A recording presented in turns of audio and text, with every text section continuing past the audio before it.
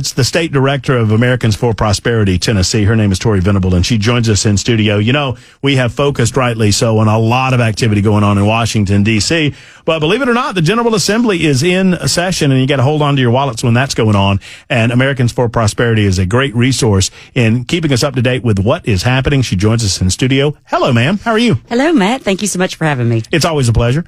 I guess I haven't seen you, and we haven't spoken, at least on air, since the big success of the special session. I know that you guys with Americans for Prosperity were all in it to win it. You very much believed in giving parents the opportunity to make certain decisions regarding their child's education, as did I. It's not necessarily why you're here, but I'm curious what you feel about the aftermath of that. And I'm most curious whether or not amongst Republicans, tensions have died down, emotions have settled down, wounds have perhaps healed.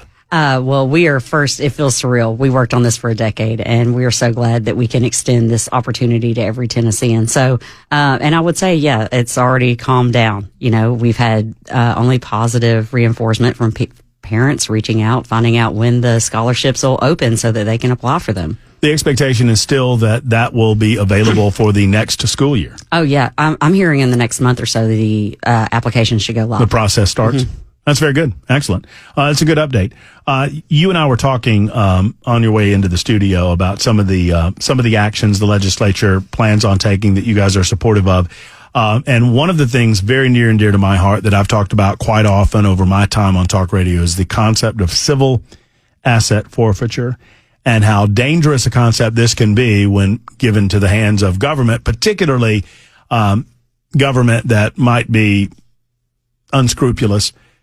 Tell everyone what civil asset forfeiture is and why this should be on their radar screen. Civil asset forfeiture is the process in which law enforcement can take your property, take your stuff, without charging you with a crime, or even if they do charge you with a crime, without proving that you are guilty. So the property that is taken goes through a civil process. And right now in Tennessee, we're still a pretty bad offender on it, even though we've made great strides. But, you know, you would have to pay a $350 bond to have your day in court to try to get your property back and prove that you were innocent, even if you weren't charged with a crime. And, you know, it's right now they just have to think that it's involved in some criminal aspect. So more likely than not, 51% odds that whatever they seized from you was involved in some criminal aspect. Maybe not even enough to charge you with a crime, but enough to actually seize your assets. You know, the best and easiest to understand example that I've ever heard about this, you and I were talking, came from Neil Bortz, former talk show host out of Atlanta, Georgia. And I was, gosh, I guess I was in college in Carrollton, and I listened to Bortz in college, and he told the story of a man that wanted this classic car, had long wanted, I don't know what it was, a Corvette or whatever, but had eventually found it. And this is in the days before the internet, but he searched it out, he found it, he communicated with a guy on the phone. You know, I guess they exchanged, but whatever happened, he was prepared to buy the car, and got $20,000 in cash out or whatever it was, and was boarding a plane in Atlanta, Georgia to go buy the car. And officers stopped him, questioned him as to why he had so much cash on him. He said, I'm going to buy an automobile. They put the money through some sort of drug detection, caught cocaine on some of the money, seized all of the money, took it away from him. And this man had to go to court and fight to get his money back from him. And, you know, as we were talking a minute ago, I mean, I challenge you to go to any bank in America and tell me you can't find some money with some trace amounts of something on it that might be suspicious. That's an extreme example, but it's the type of thing we're talking about. Yeah, that's exactly the type of thing. And it's usually, we see it oftentimes when people are going to make large purchases, like a car or a camper or something like that. We've made great reforms in Tennessee through the years. Former state rep Mike Carter, he was our champion on this issue, and we made it so that cash alone was no longer grounds for seizure, because literally before, even with nothing else, if you just had a certain amount of cash on you, they could say, looks suspicious, and take your money. Yeah, why you got all this money? Give it.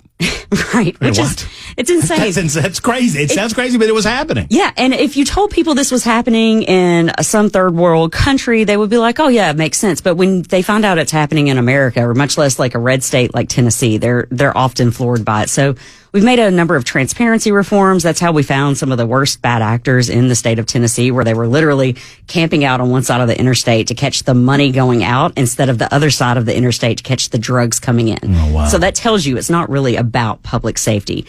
We just think that law enforcement should be transparently funded through a normal budget process, and they shouldn't have to rely on this in any way, shape, or form. Okay, so if we have eliminated the cash-only provision, then what are we talking about this legislative session? So there's two bills. There's one, as I said, you have to pay a $350 bond to have your day in an administrative court. So if you have a firearm seized from you, or if you have $350 cash seized from you, along with other things, you've got to pay that just to have your day in court. So we've passed this bill through the Senate side and halfway through the House multiple times.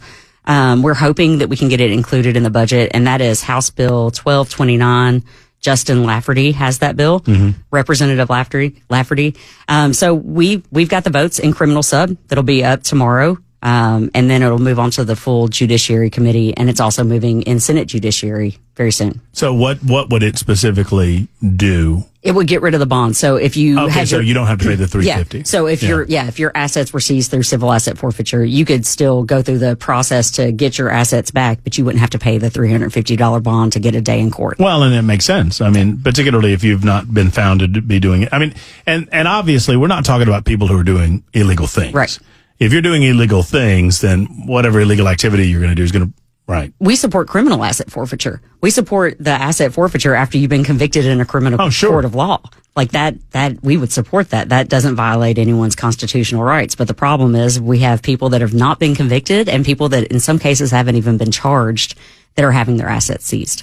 Do we feel, I don't want to, assign, nefarious reasons why. I mean, I'm just trying to figure out why we've allowed this to go on for the length of time that we've allowed it to go on. Can I tell you the thing I hear the most? Tool in the toolkit. Well, what does that mean? Tool in the toolkit? Well, it's just a tool that law enforcement is able to use. Let's just let law enforcement search the trunk of your car anytime they want. Well, that's what they say. Right? You know what I'm saying? I mean, the civil asset forfeiture is just, as 4524 notes, this civil asset segment is total bunk. Oh no, this is against, I like this 25, or 4524. The civil asset segment is bunk. The drug dealers are cheering. How do you respond to that? The drug dealers are cheering. They should be arresting them and charging them with crimes. Mm-hmm. Absolutely. And you could still seize as part of a law enforcement operation. If someone is caught with something, they can still seize it. We just don't think they should have to forfeit. Anyone should forfeit their property until they've been convicted. Sure. So this would preclude the ability for law enforcement to do so until and unless there is a conviction. And if that happens, then you can seize whatever you want, in my opinion. Ultimately, we would like to get to where a civil asset forfeiture runs alongside a criminal case, so that if there's anything that's seized, that it would then be forfeited after they are convicted in a court of law, which is beyond a reasonable doubt. The other bill that we're supporting moves it from preponderance of evidence, which is, like I said, is more likely than not 51% odds that you had something to do criminally, to clear and convincing, which is 75-80%. Well, and what I would say to 50 or to 4524, what I would say to those that are a little confused, the concept of our judicial system is predicated on the idea that we presume an individual to be innocent and the state has to prove an individual's guilt. That's correct. Civil asset forfeiture presumes guilt, and it takes your property based on that presumption, and it forces you to go to court in order to prove your innocence, not the other way around. This is why I am functionally against it. Yeah. And it presumes your property is guilty because they can't actually charge the person, or they're not even charging the person. And we think that, if you really want to get after drug dealers, you want to get after that, they need to be seizing and they need to be convicting them in a court of law and not just seizing assets. Tell me about an eminent domain. So, eminent domain is where, again, government can seize your property, right? So, right now it's under the code as blighted areas. So if your property isn't up to code, they can call an area blighted. So say Northeast Tennessee that just got hit by a hurricane.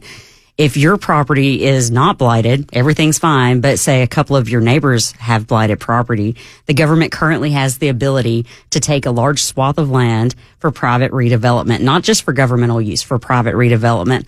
And so what we're saying, we're making the change from a blighted area to a blighted property. That way, if you have a non-blighted property, the government can't just seize your property via eminent domain for private redevelopment. So if and I get it, I think I get it, but just to kind of re-explain it, so the government comes in and they see a couple of pieces of property that, are just not up to snuff. They want to try to revitalize in some form or fashion, but they've got a couple of pieces of property that they need. They could take advantage of this situation and take people's property through eminent domain when they shouldn't be able to. That's correct. Yes.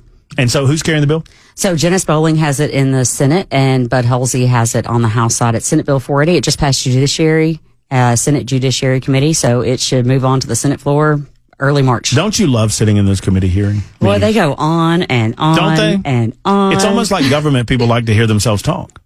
I was in there for number 6 on the calendar and they didn't get past 2 before I had to leave. Man. I mean, tonight? Yes. They're still over there? Well, they were when I left. Oh, gosh. Jeez. And the one thing that you mentioned to me, and this is interesting. I expected, when I came to the state of Tennessee, and I'll make it real quick because we only have about 3 minutes. I knew that there was no state income tax, and I knew that there was a fight over that fairly recently, and that fight was successful, and the conservatives won. I expected that Tennessee's getting its money somewhere else. I was delightfully surprised that, when you talk about, ad valorem tax, it's less than in many states. You talk about your driver's license, it's an 8-year license. It's less than many other states. Property taxes are not as great as many other states. And there's currently a zeroed out state property tax in Tennessee, but it is just that. Talk to me about that a little bit. So it's in our state constitution. We get our money as a state through consumption taxes, primarily through sales tax. So that is where the primary economic driver is in Tennessee. So when they made the switch back in 1949, I believe, they zeroed out the statewide property tax and implemented a sales tax. Well, it's still in our Constitution. So all it would take is one vote in the legislature and they could levy a statewide property tax on top of your local property taxes that would put us in really bad shape with property taxes. So we're going to go the same route we did with state income tax. We're moving forward to constitutionally ban it. Senate Joint Resolution 1. It probably has passed the Senate Judiciary today, and we should expect to see that also on the Senate floor early March. I would think with the number of Republicans that we have in the House and the Senate, both supermajorities, that there's widespread support. Yeah, a constitutional amendment is tough to do, though. We need 2/3 votes, 66 in the House, 22 in the Senate to pass, and then it goes to voters for approval on the full Is it ballot. a simple majority on the ballot? So Simple majority when it gets to the voters, right? I think it has to have one vote more than the winning governor. Oh, I think so. Really? That's interesting. Really? I think so. That's interesting. I love Tennessee. I know. There's so many quirks. So it has to have one more vote than the winning governor. Yeah, I think that's the case. So it has to have one more vote than Marsha Blackburn in 2026. Perhaps. Maybe. What are you hearing? I've heard a lot of Marsha. Are you? I've heard a whole lot of that. I hear a little John Rose out there. I've heard that also, yeah. What else do we need to know before we say goodbye? Well, Americans for Prosperity is for freedom. And if you want to be part of this, we're a grassroots organization. Come look us up. We're at AFP-TN or AFP Tennessee on Facebook. And we do events. We also have the great Pamela Furr, former radio host for you guys. The redheaded stranger, we call her. That's right. And she is our grassroots director for Middle Tennessee. So you could actually come meet her in person and work with our team. Y'all come out and see us next Tuesday if you want. We're out and about at Nashville Palace. We'd love to see you. You see how good Tori is? I just said, well, what else you got? And she's like, boom, you're going to open the door. Let's go. Yeah. We're going to go right through that door. Go. I absolutely love it. Tori, thank you for updating us on the General Assembly. We'll talk to you again very soon. Thanks, Matt.